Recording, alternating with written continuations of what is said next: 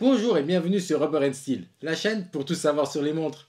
Aujourd'hui, on va parler de 10 montres que vous allez pouvoir offrir à votre femme, conjointe, partenaire ou toute autre femme à qui vous voulez offrir un beau cadeau pour la Saint-Valentin.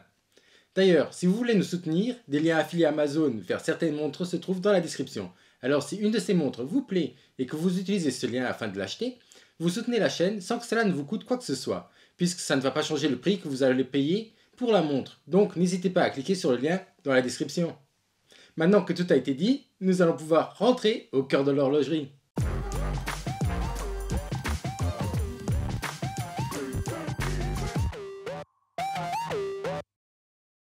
À la différence des vidéos des montres à -2, on a décidé de partir sur seulement 2 catégories de montres différentes au lieu de 3.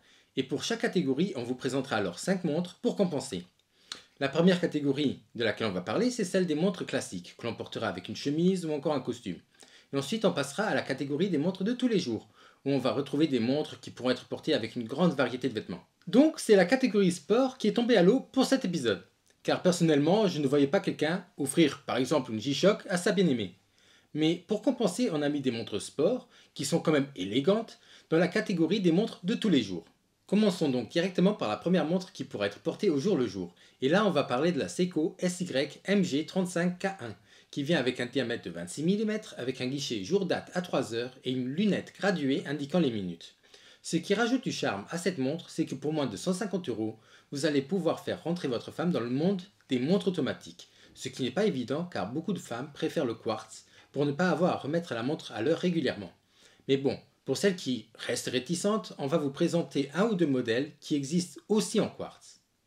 La deuxième montre de cette catégorie est la Orient référence RA-AG00-2051-0B.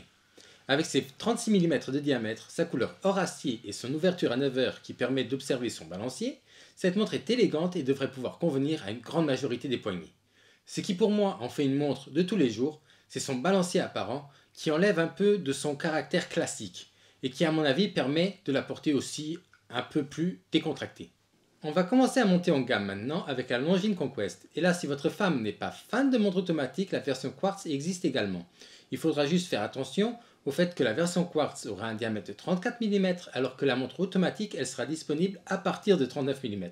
Ce qui en fait quand même une montre qui peut être portée par une femme.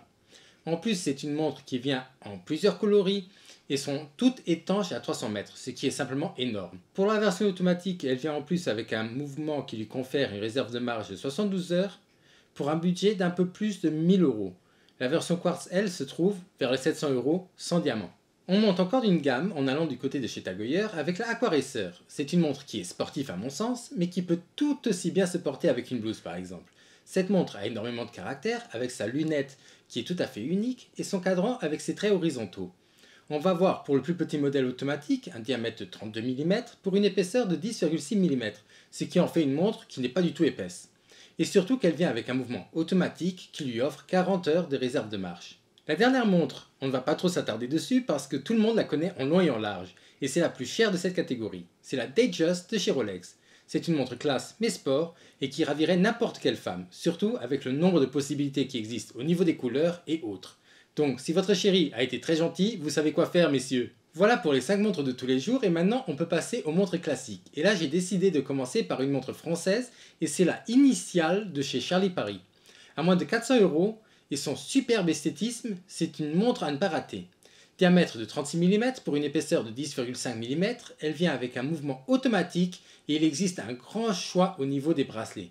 Ce qui est génial quand on connaît la couleur préférée de sa moitié. Pour la deuxième montre, on va rester en France et dans la même gamme de prix, puisqu'on va parler encore une fois d'une montre à moins de 400 €, mais maintenant du côté de chez LEAP.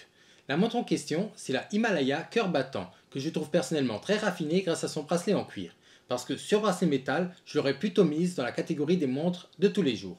29 mm de diamètre pour celle-ci et 11,5 d'épaisseur, et toujours un mouvement automatique qui fait battre la montre. On retourne en Suisse et on monte aussi un peu en prix pour aller voir du côté de chez Tissot maintenant.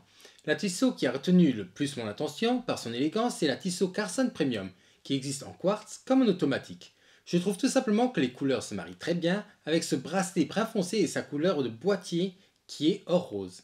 Cette montre a un diamètre de 30 mm et un cadran date à 6 heures. En plus, on va avoir un fond transparent duquel on pourra apprécier le mouvement automatique qui lui confère 38 heures de réserve de marche. Et tout cela pour un peu moins de 700 € pour la version automatique et en quartz pour moins de 400 €. Maintenant, on va parler de la Longines la Grande Classique. Et là, pour moi, c'est l'élégance dans son état pur. Aiguille fine, chiffres romains ou diamants comme index des heures, cadran épuré, tout ce qu'il faut pour avoir une belle montre classique. Disponible pour la moins chère, pour moins de 1000 €, vous pourrez la trouver avec plusieurs tailles différentes, autant quartz qu'automatique. Les couleurs disponibles sont aussi variées. Et ce que je peux dire, c'est que ce bracelet métal est d'un confort fou. Donc si c'est dans votre budget, je la recommande. La dernière montre pour conclure cette vidéo, ce sera la Oris Rectangular. Et oui, première montre à boîtier rectangulaire. Elle vient avec une longueur de 30 mm et une largeur de 25,5 mm. Son cadran est très beau et me fait un peu rappeler le cadran de la Reverso de chez GG Lecoultre, mélangé à celui d'une Cartier Santos. Donc pour moi, il n'y a pas d'erreur de goût sur ce cadran. Cette montre vient avec un mouvement automatique qui lui confère 38 heures de réserve de marche et un guichet date à 6 heures, et cela pour un budget de 1700 €. En plus, comme pour beaucoup de montres desquelles on a parlé, cette montre vient en plusieurs coloris, plus intéressantes les unes que les autres, et il devrait y avoir moyen de trouver son bonheur, ou plutôt, le bonheur de votre moitié. Et voilà, ceci conclut cette vidéo. Si elle vous a plu, n'hésitez pas à liker, commenter et partager. L'abonnement est lui aussi très apprécié, et sur ce, je vous dis à la semaine prochaine pour une nouvelle vidéo. Au revoir.